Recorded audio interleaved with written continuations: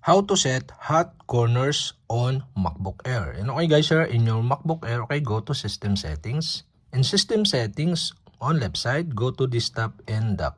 Here in Desktop and Dock, scroll down and below you can see the hot corners button here. So you can click this and the pop-up are show. And now you can set the hot corners. So on the upper left side, okay, here you can click the arrow up and down button and select you want to put on this corner. So for my example, I put or set the quick note. Okay, select or click the quick note. In the lower left side, okay, click the arrow up and down and select, for my example, the desktop.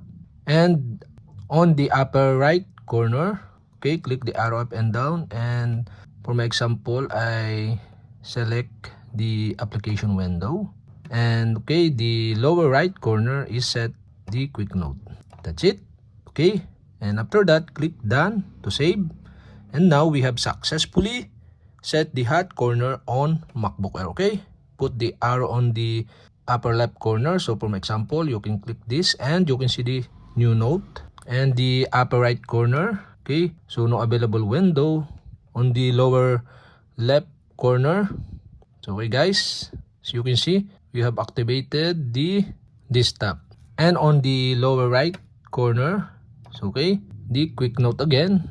So if you want to remove this hot corner, okay, you'll have to do is click the arrow up and down button again on the right side of each corner and select the negative sign to remove this hot corner on your MacBook Air and click done button. Okay, and that's it. Okay, we have successfully set the hot corner on MacBook Air.